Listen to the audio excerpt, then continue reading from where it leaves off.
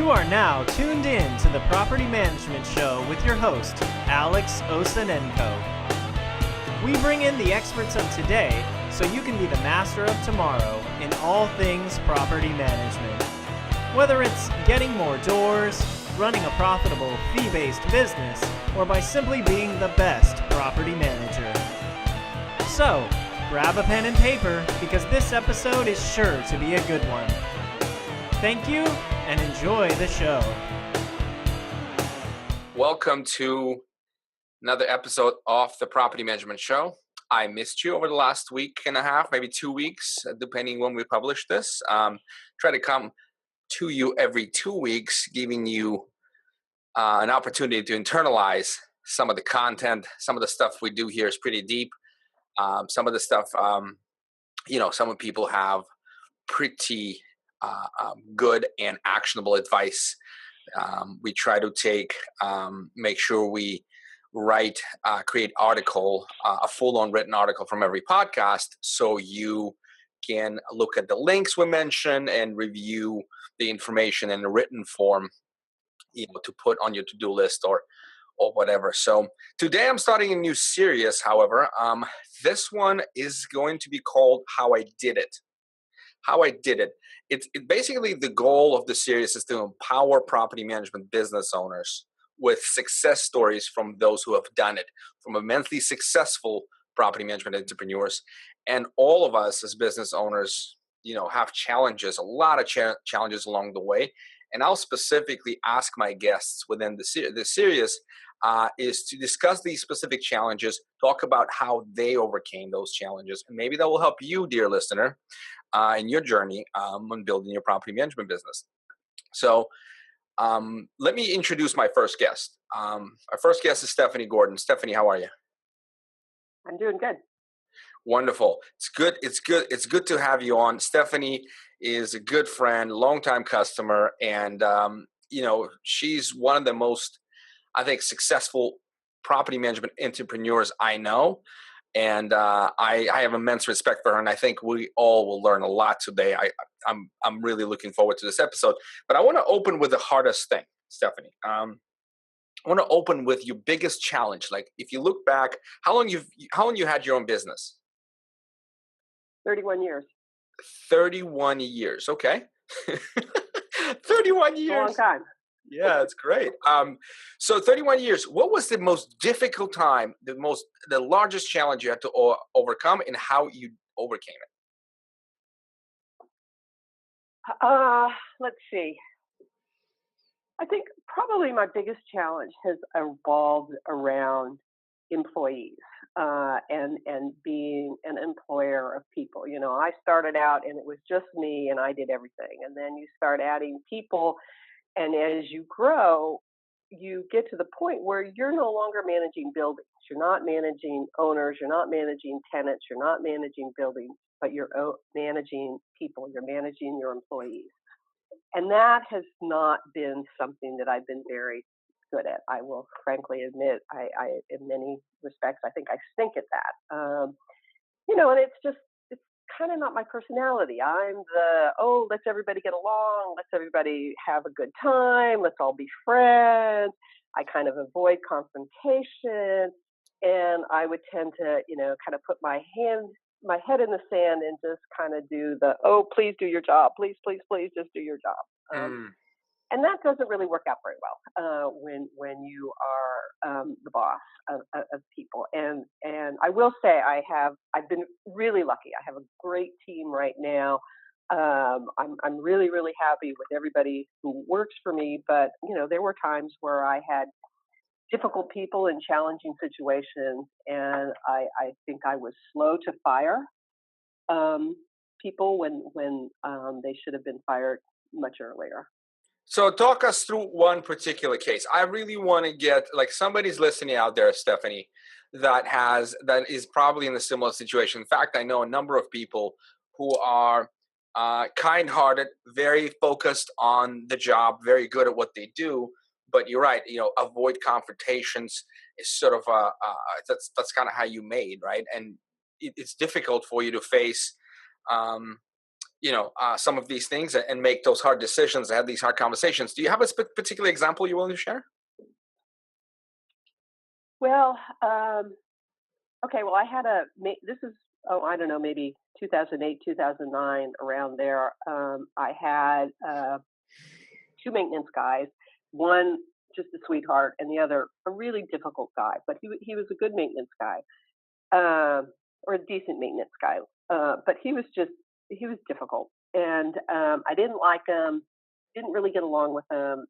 He was just, and I was really unhappy. I didn't want to go to work.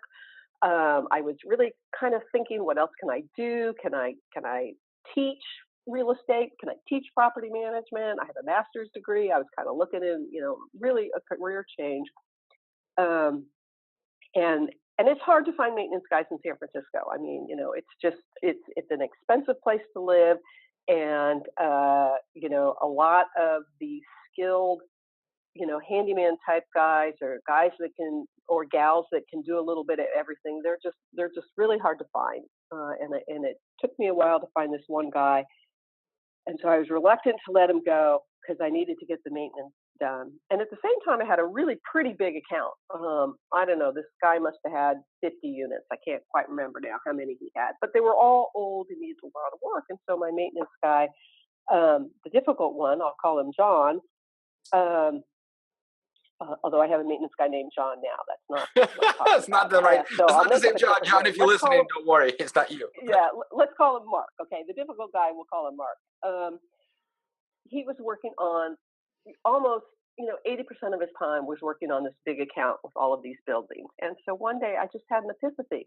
I hate the client. I hate the maintenance guy. I'll fire both of them, which is what I did. And it was the first time I fired a client, and fired a big client, mind you. And it was, the weight of the world was lifted off of my shoulders, and it made me, and then I got rid of the maintenance guy, and it changed the whole dynamic in the office. Everybody was so much happier without this guy around. He was just a drag on everybody, and I got rid of the client who was, I was doing all kinds of different stuff for this client. I was taking my reports and taking data out of them and putting them into an Excel spreadsheet that he created. And that's crazy. We should all, as property managers, this is the service that we offer. And if a client wants something outside of that service, then they're not the right fit for us. Is kind of what I learned with that. And firing a client is a measure of success. When you can fire your clients, you have reached success. So in this case, I fired an employee, I fired a client, and I was happier, and everybody else was happier. Let's dig in. Let's dig in. I want to understand your business, your state of business. So I understand your state of mind now. Somebody just dragged the whole company down. You didn't want to come to work. You thought about changing your career, going from a business person owning your own business to teaching college or something like that, teaching property management, real estate. I'm glad you didn't do that. Yeah, me too. Because I wouldn't be coming to your Sonoma house with the kids tomorrow over the weekend to take a swim and enjoy some barbecuing with you and Richard. But aside from that, I think so. So a couple of things. I wanted to dig in a little bit and understand where you were, unit count, revenue at that time, and what kind of impact that financially did that, and how you went about firing the client. But before that, this is something I want to bring up. I like Robert Locke and his sort of conceptualization of big A agent versus small A agent. I really like that. In fact, we're internalizing this in our team as well. And he basically says, and it sounds very simple, but I think we don't think about this enough. The big A agent is essentially someone who is who works on behalf of a client and has the trust and has the knowledge and has the systems and methodologies, and the client trusts the big A agent almost completely to take care of every aspect of property management, marketing, whatever services you provide. Where small A agent, a lot of us starting out in a small A, we keep asking for approvals. We keep giving them very unique sort of set of we take from them a unique set of requirements, and then we have to change our whole business because to satisfy this one client, because we're a small A agent, we're not in the big leagues yet. So having said that, I think you were growing from small A to big A, right? Or at least transitioning, or during that period. And what kind of financial impact, Stephanie? What sort of and how did you go about firing this big client? I think that's an interesting part of the story. Well, I think I gave them 60 days notice to find a new property manager. It was a while ago, so I don't, but typically, and I have since fired a lot of clients, and in the last year or two, I have been deliberately looking at my client list, my property list, and looking at the clients who are just time sucks. I mean, they just, for me, my staff, everybody, and they're just time sucks and they're frustrating. And I have fired a few pretty good sized clients over the last couple of years, and I'm continually to look at, who is either really, really difficult, a time suck, or a liability. Let's face it, there's some clients that don't want to do the work we find is necessary. So, and I have found when I fire a client, my income dip doesn't last very long. I'm able to bring in new business to replace it. But this was 2008. This was 2008. This is 2008, and so this was a hit. This was definitely a hit on my income, but at the same time, I mean, I was ready to give up my whole business. I was so unhappy. So, and that's important for us and for our employees. If we have clients that make us all miserable, we're not going to last in this business. And we can't be all things to all people. And I think we have to recognize when there's just not a good fit between a client and your company, and or an employee coming into your company who makes everybody else really unhappy. That will be a drag on your business, no matter how good that employee may or may not be. If you're going to lose the rest of your staff over it, or morale is going to go down so low, then you need to do something about it. So 2008, let's go back there. I'm going to keep taking you back there. How many properties did you have? Okay. Do you remember? Around? How many units? I think I probably had about 500 units at that time. 500. And how big was that apartment building? There was actually, I think there was 3 or 4 buildings, and it was a good 50 or 60 units. I mean, this was a pretty big hit. 10% of your portfolio? Yeah, maybe so. Maybe not quite that much. Maybe it was 50 units, 40 units. I can't remember. But it was sizable chunk. Gotcha. And so take us through your first 100 units. I know you and I talked about your story, but I'd like listeners to get to understand kind of where you came from as an entrepreneur. Take us to your first maybe 100, 110. This is where you started. Where you actually need to start hiring help and getting employees in place. Well, I started out managing property owned by my family. My father was a doctor. He invested in real estate. He would buy an apartment building, kind of fix it up, sell it, buy another one. I mean, I grew up in the industry. I painted apartments in the summer. My mother managed them. This was before computers, when, you had, spreadsheets that had to tally across. Safeguard business systems, Safeguard rent receipts. Any old timers out there remember Safeguard? And I would in high school, do the adding machine stuff for her. So I kind of grew up in managing property.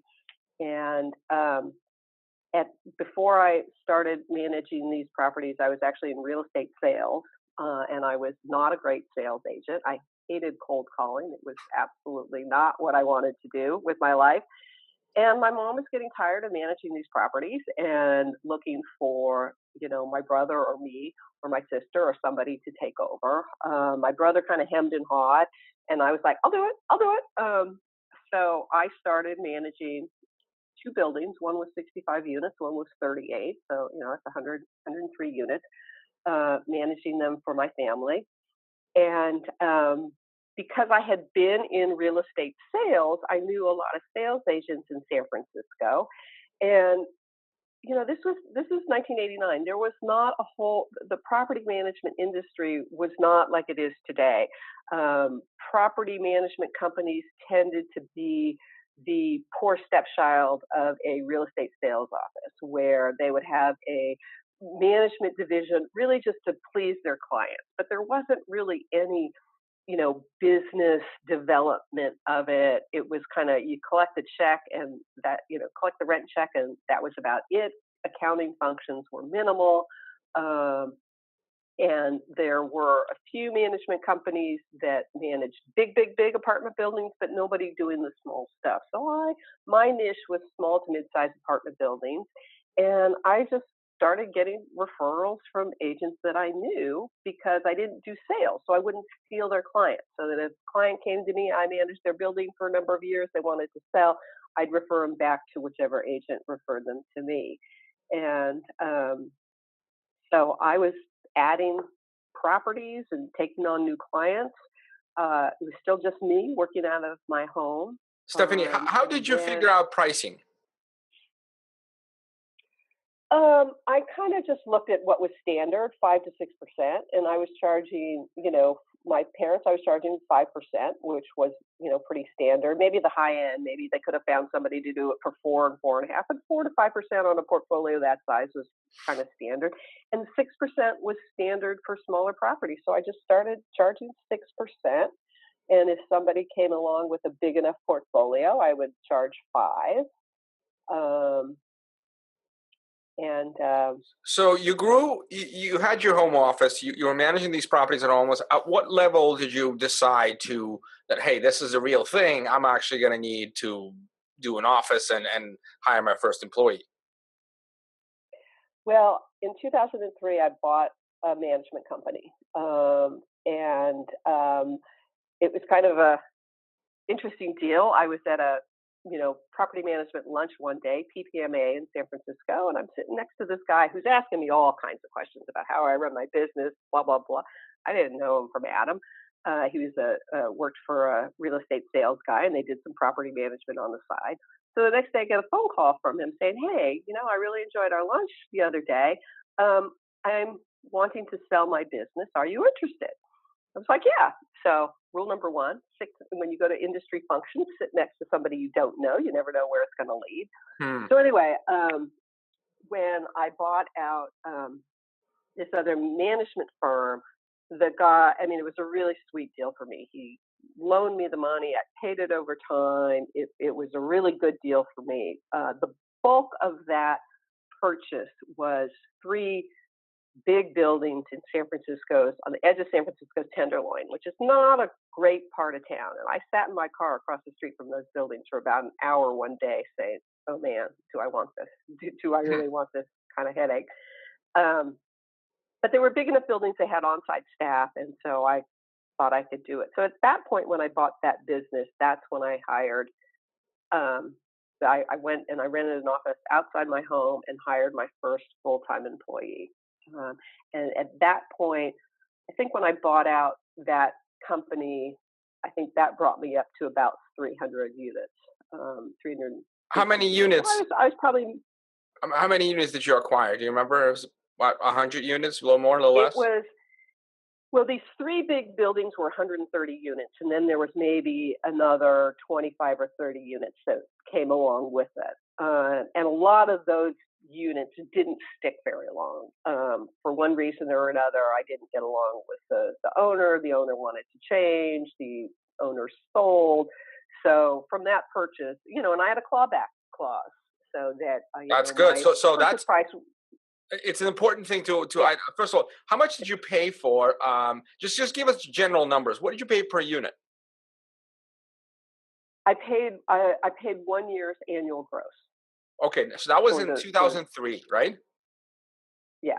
So it was whatever the annual gross was to the property management company. I paid 1 year annual gross, and then there was a clawback clause. So these other properties that went away eventually, reduced the purchase price by that amount. How many did you have to claw back? Do you remember, like, percentage-wise? Give us a general idea on the percentage. 10% popped out, 30% popped out. probably 10%, maybe 15%, 10 to something 15%. like that. Got you. And the clawback clause was what? What's the duration of that clause? Was it 12 months? Yeah, it was a year. So they had to stay for 12 months. Yeah. That's great. Okay, good stuff. And yeah. so you. Oh, it was a great deal for me. It was a really, really good deal for me. And so I basically ended up with these 130 units and with the nicest owner. I mean, this guy, he was gold. Whatever I thought needed to be done, he was on board with it. I mean, that's the perfect client. Yeah, Stephanie, just do what you think is best, more or less. So I had these 130 units, and like I said, I learned a lot, and I'm continuing to grow. I'm continuing to add other properties, small apartment buildings. Originally, I wouldn't manage single family homes. I was after the apartment building. That was my background. And I was sitting at my desk, and it was one of those days. I think I got 3 phone calls in a row for somebody looking to manage a single family home. And after hanging it from third person saying, no, I don't do that, I kind of went, well, why don't I do that? Maybe I should do that. So, at some point I started managing single family homes as well. I hope you're enjoying this podcast. I wanted to take just 2 minutes of your time and say thank you to our sponsor, a company who makes this podcast a reality. That's 4.5, my company. We do marketing for property management companies. We've done it for the last 7 years, and the latest innovation we're introducing is guaranteed plans. That's right, we're able to guarantee the performance of our marketing and website services to you if you hire 4.5 to do both your marketing and the website. It all starts with a thorough business performance review where we really take a deep look into your business, SEO, business practices, your identify current gaps and areas of opportunity, and then figure out how to close them for you. Then we're gonna guarantee a specific outcome in terms of results. And if that aligns with your goals for the business, we can sign you up for this guarantee plan and deliver the results to you or work for free. If you have any, if you would take a further look at this, go to 4.5.com, hit pricing, and take a look at our guaranteed plans. Thank you. Let's get back to the show. Who was your first employee? What position did you hire for? How did that fit within what you thought you needed? So my first position was someone who was just really entering data and doing kind of bookkeeping type stuff where there was a stack of bills to pay. She would come in and pay those bills. And she started working for me part-time when I was still working out of my home. And, she would come in. She had another part-time job, and she would come in and, sit at my desk on my computer and do data entry. Then when I bought this company and moved outside the home, because it came to be that, we both couldn't be on this computer at the same time. There really wasn't enough room in my, little home office to add another computer. And, it was time to get out of the house. So I rented a tiny office space. I think it was 300 square feet. And that person then started working for me full time. And started, in addition to just, the bookkeeping data entry, she would help organize maintenance. So she was not a licensed real estate agent or property manager. She was more of a support assistant. Yeah, she was really just a kind of a support staff. Yeah. Gotcha. Yeah. And is this person still with you? No. Okay, gotcha. So I thought maybe I didn't know if Megan goes that far back, but okay. No, so Megan was my second employee. So and again, and this first employee was another employee relationship that ended badly. So I don't need to go into it all, but high level. She felt very entitled, and she became difficult. At the same time, she was having all kinds of issues at home, in her marriage, and there was all kinds of things going on. And she was kind of manic in certain ways, and she was becoming more and more difficult. And I've always tend to hire people and start them low, but raise them quickly if they're good. And so she had been getting 10% raises for a couple of years and reached the point where she wasn't worthy of a 10% raise. And she kind of flipped out when I gave her She expected that. That was the expectation. That was an entitlement now. Yeah. Yeah. So, and so that kind of was, this was at the same time with my maintenance guy was driving me crazy. And at that point, she was a full-time maintenance coordinator, and the two of them, could take care of each other. But then this, my first employee, she basically had some kind of breakdown and went out on disability. So that got her out of there. But Megan was my second employee. So we're still in 2003. I want to keep sort of a clean a path to the now. We're still in 2003. I have a couple more questions on that. That's an interesting point. A lot of our listeners at that point right now, they maybe just acquired a company, thinking about maybe buying a company. What could, what kind of benefits that could provide, and the clawback clause, I think, is a good advice from you. But first employee, little office. How much money were you? What was your take home? Were you happy financially? Was that satisfying your ambitions financially at that income level, or were you still kind of struggling at that time? 2003. No, I was making a good income.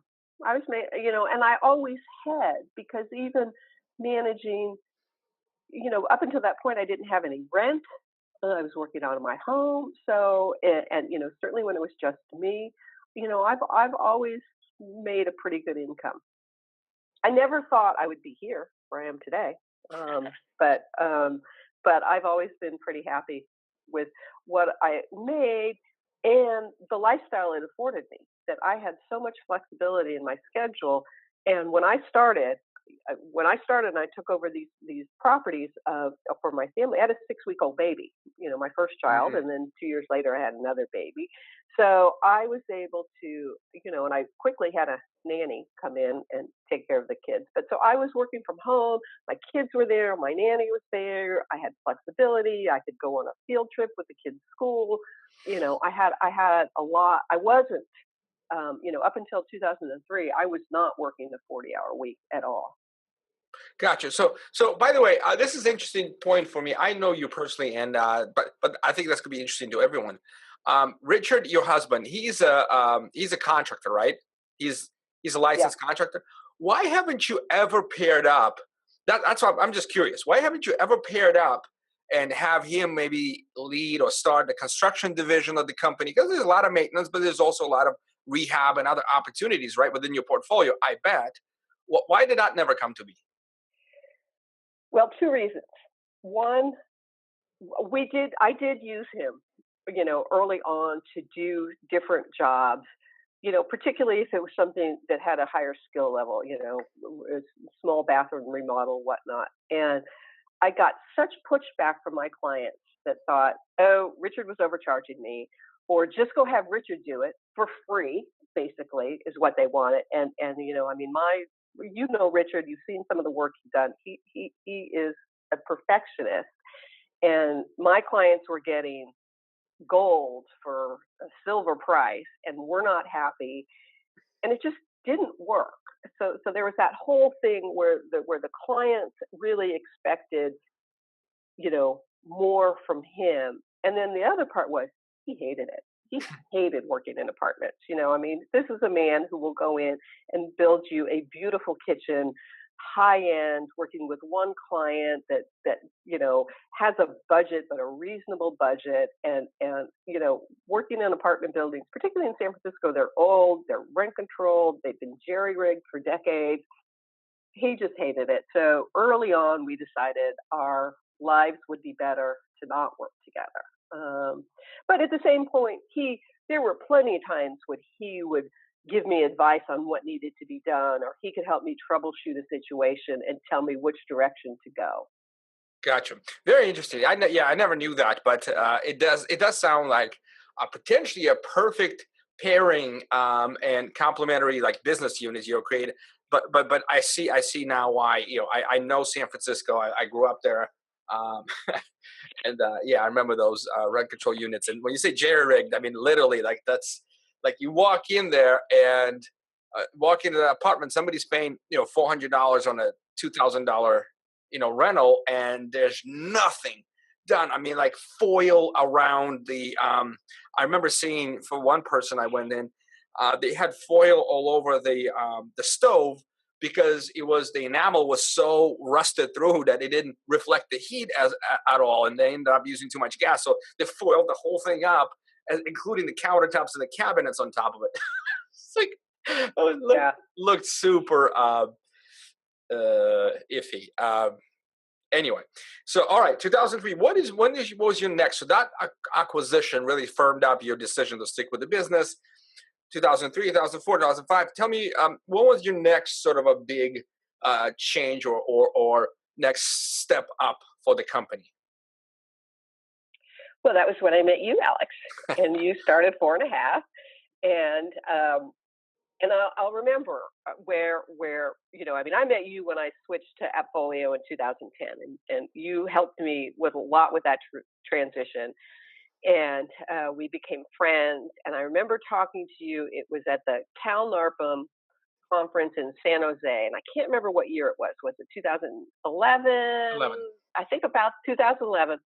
And it was all about technology, and it was all about using, setting up a Facebook page and having a Twitter account, and Craigslist. Those were, kind of early days of Craigslist, where you could have these great postings for your vacancies with pictures, instead of a 2-line ad in the newspaper for $50, which is, how we used to do it. And I remember talking to you, and I was like, gee, this sounds so exciting. I want to do this. How do I do this? Because I am not a techie person. Technology is just not my thing, and I've kind of fought it all my life. My first computer I bought, and I turned it on, and I got C:\\.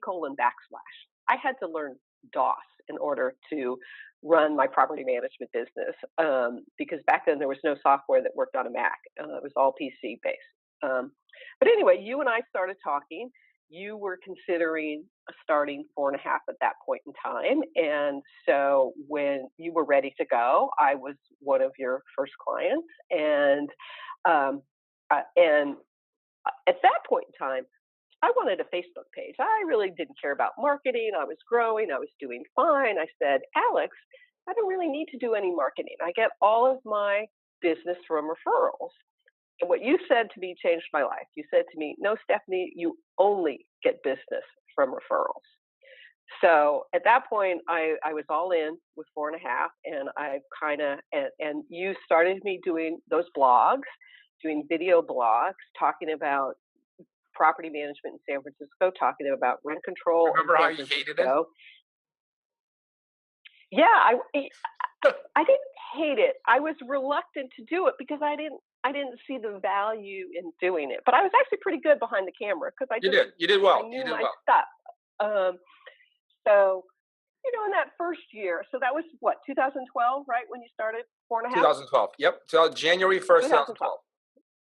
Yeah. So, and meanwhile, those 130 units that I had bought, those big buildings in the Tenderloin that I had bought in 2003, those just sold in 2010 and 2011. Those, so I was down at that point to 400 units that I was managing when I started with 4.5.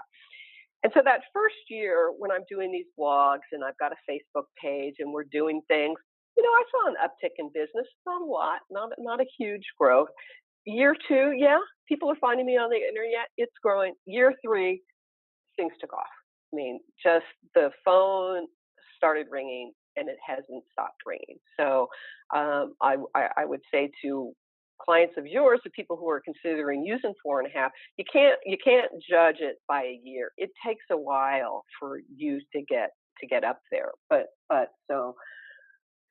So I went from, in 2012, 400 units. We now have about 930 units that we're managing, something around there.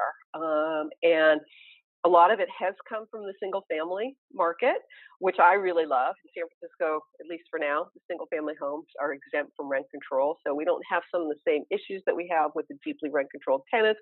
We have landlords that want to maintain their property and are a little more willing to put money into them. And we can raise the rent on them every year.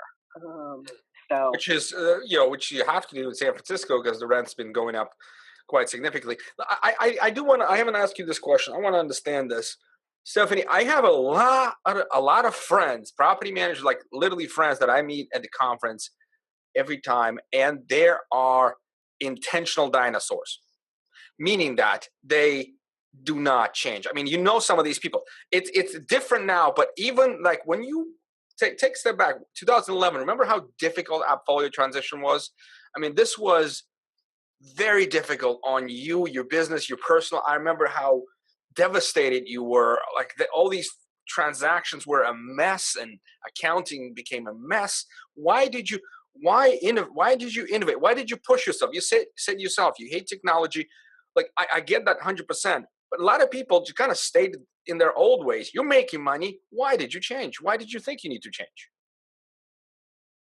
Well, I switched to AppFolio because the software that I had been using was becoming outdated. And once we got AppFolio up and running, I mean, the time savings in making that switch was huge. The way they can automate things and do things. So, and it had been something I'd been considering for a while. I didn't act all of a sudden one day, wake up and say I'm going to switch software. And I will also say that I think my experience in the transition was a combination, because this was 2010. AppFolio was a smaller company then. We did it January 1, which is a bad time. I mean, it's helpful because your clients will only get one statement, but everybody goes away. Christmas, New Year's, Thanksgiving. I mean, the person that was assigned to me got promoted, and then somebody else came in and was assigned to my account, and then that person was on vacation. And so when we went live January 1, things just didn't transition. If we had one check that we wrote to a vendor with, say, 4 or 5 invoices on it, 3 of those invoices transferred over and not the entire check transferred over. And so the accounting, I mean, it was a mess. It was literally a mess. But I think AppFolio has come a long way in its training. And back then they didn't have all these videos and webinars and all that. Why kind of stuff. are you putting yourself through this, Stephanie? Why are you putting yourself through this uncomfortable, very painful transitions? Why are you putting yourself through filming those video blogs where you didn't really, truly, really know if it's going to work? Why? Like, what's going through your mind? Why are you innovating when you are technology resistant yourself? Why are you doing this? Because I did not want to be the little old lady sitting on my front porch advertising my rentals in the newspaper. Innovate or die. You in order to keep current. San Francisco is the tech center of the universe. If I was a property manager and I didn't have software that allowed my tenants to pay rent online, first of all, it's so much easier for us, to let them pay rent online, and that's what they want, and that makes a difference. So I don't know, and part of it had to do with this Cal NARPM conference, that I was just jazzed about all this new technology, and for the first time, I felt like I wanted to embrace it, and I wanted to be on the front of it and the back end of it. Interesting. So that's I think I'm tracking with you 100%. But I like your comment about NARPM. So those of you guys and gals that are listening who are not members of NARPM, don't go to your local chapter meeting. It is you literally costing your business opportunity by not exposing yourself to friendships as well as all the education and the opportunities that these chapters provide. I highly recommend NARPM, NARPM. Go to narpm.org, find your chapter, join, spend a few bucks to make millions. Be like Stephanie. Yeah, no, it's really true. I have learned so much, and it's not just from the classes that I take there. You learn stuff in the trade show, because it's the vendors like you that are coming up with the new technologies for our industry. I mean, there's all these companies out there that just want to serve the property management industry, and they're there to make our lives better and more efficient and give us the tools to do our jobs better. So yeah, no, I think being a part of NARPM has been huge in my business development. Gotcha. So let's take a stock at where we are. So we're in 2012. You started doing some video blogs, and by the way, whether you use 4.5 or not, if you look at, I've done some I've done a lot of research, but part of it was I looked at all the successful property management companies out there. And I know, right, being in the industry for 10 years and speaking to people and seeing some of the people P&Ls at the like a mastermind events and such. I find that a lot of them are very, very educational content heavy. If you see, I'd say about 90% of all the winners, the top money makers, the top growing property management companies out there are very focused on educational content. They do blogging, they either write or do videos. They do a lot of videos, in fact. They do a lot of, some of them have podcasts, longer form content. They create the books. They have all kinds of educational assets that have been producing significant lead flow for them.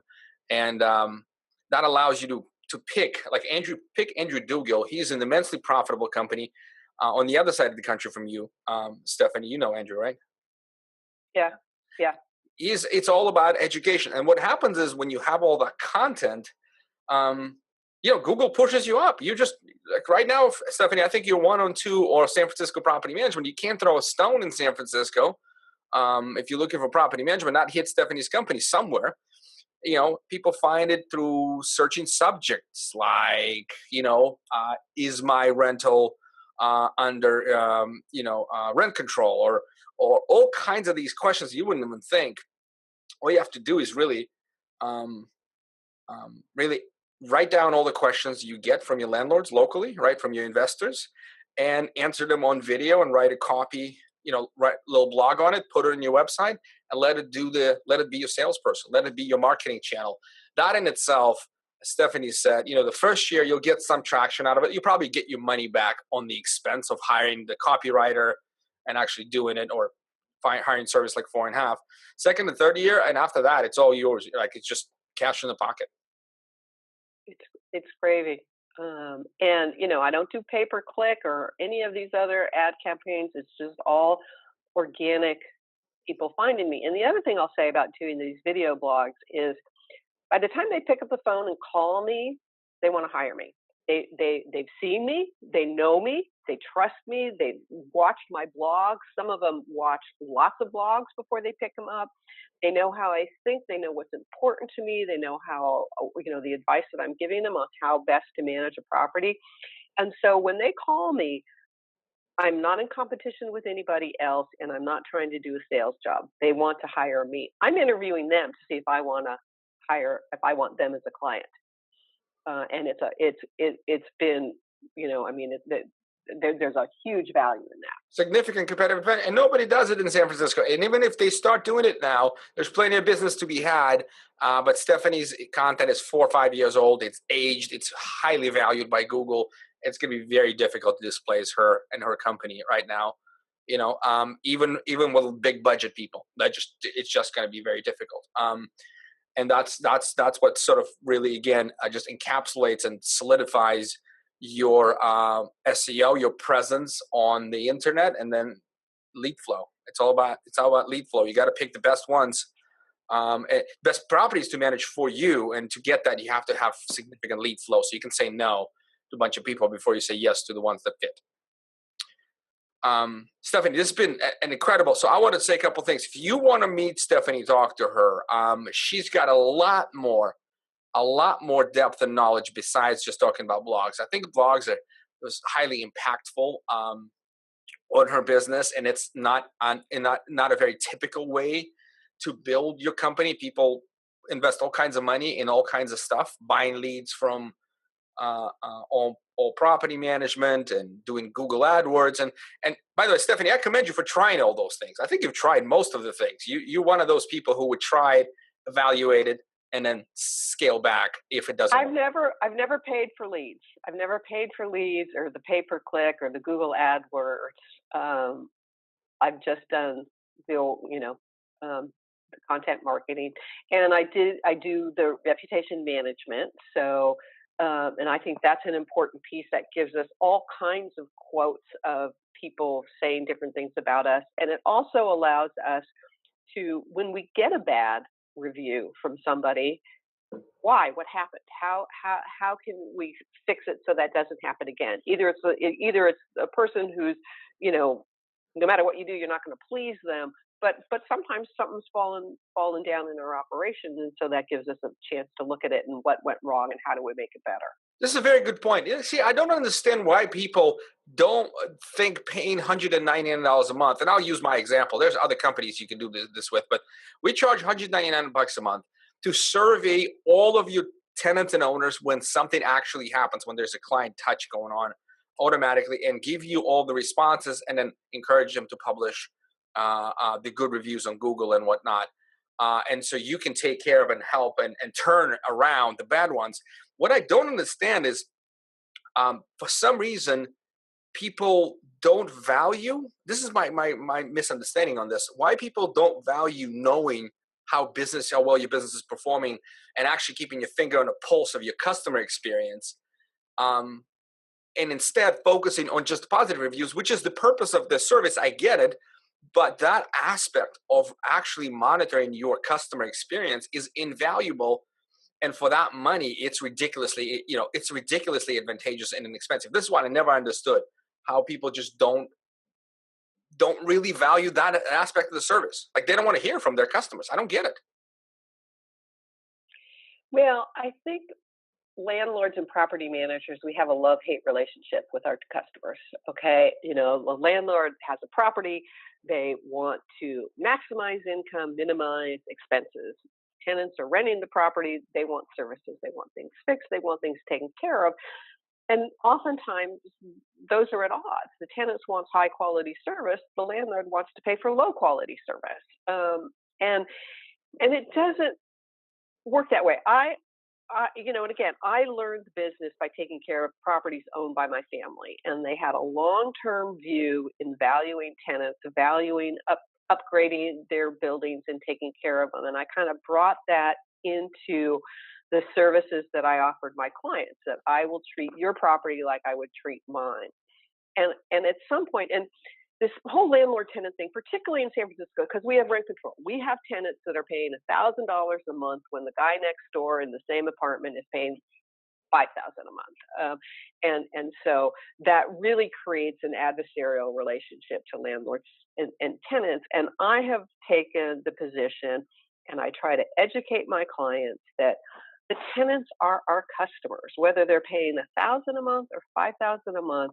You don't have any income if they're not paying rent.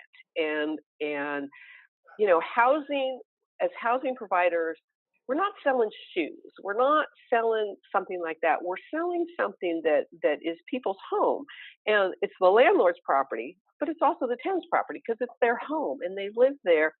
And there's a million laws, particularly in California and San Francisco, that regulate that relationship. But I think we have to acknowledge that I believe that if you treat your tenants right and value them as a customer, in the long run, it's beneficial to you as the landlord. There is nothing to be gained by taking 2 weeks to fix something that can be fixed in 2 days. I mean, it doesn't cost any more, it doesn't cost any less, but if you fix it in 2 days, you have a happy tenant. And maybe at some point, something's going to go wrong, and you're going to need that tenant to be on your side. You're going to need that tenant to say, yeah, okay, Gordon Property Management, we trust them, they take care of us, and this difficult time, I don't know, a roof leak, a water leak, a pipe burst, the water heater goes out, something goes wrong, seriously wrong, and they could be the tenant from hell, or they can work with you in a cooperative way. And if you've treated them right all along, you're much better. You're much more likely to, when you need that tenant to be on your side, to have them on your side. That's amazing outlook and a great mindset, Stephanie. I appreciate that. By the way, those of you who are listening, Stephanie, you can meet Stephanie and people like Stephanie at the PM Growth Summit. We finally picked the location, Stephanie. You don't know yet, but I'll tell you now. It's at AT&T Executive Education Center in Austin, Texas. It's going to happen. Oh, awesome. I want to go to Austin. I've never been. Heck yeah. Okay. And when is it? We're speaking to Stephanie about a speaking opportunity as well. And you guys, I'm asking on these shows to give me feedback if you want to hear a person that I am interviewing speak at the summit on the stage about specific subject. Send me the feedback at alex@4.5.com. I've already been getting a lot of notes from people. I appreciate that. Keep them coming. Stephanie, it is on April 17th through 19th. And we already have, so folks who are listening, you can go to pmgrowsummit.com, and we just sort of quietly open ticket pre-sale. We're going live, truly live next week, but the tickets are available, and right now it'll be the lowest price. Now, 4.5 customers will get a very special price. So if you're 4.5 customer, wait for your email with your specific discount code. It'll be the lowest possible ticket price for the PM Grow Summit. That's how we say thank you to our people who's been our clients, and we appreciate their business. I wanted to say, Stephanie, I've enjoyed this interview. I will see you tomorrow. For my listeners, I hope to see you at the PM Grow Summit or next NARPM conference. We're going to Florida pretty soon, Florida NARPM. Next will be National San Diego. By the way, 4.5, ooh, Stephanie, you're going to love this. 4.5 is doing a party at Pushkin Russian restaurant, VIP party, invite only. Remember we talked about that? I think it was at Cal Yeah, NARPM? I remember. Yeah, you wanted to drive from Palm Springs to San Diego to have dinner there. Yeah. When we were at the Cal NARPM Palm Springs. Yeah. Okay. I was excited. Yeah, I'll go in San Diego. There's not that many Russian restaurants, and this one is actually very good. And we got ourselves, we reserved the whole floor. It's a limited capacity, of course. We can only fit like 50 or 60 people, but it should be an amazing. It should be a great party. And I think it's on Thursday, conference week. Anyway, invite only. So those of you listening, thank you very much. Stephanie, see you tomorrow. Again, I really appreciate your attention and your desire to improve and change your businesses. Stephanie, thank you for your time as well. Thanks, Alex.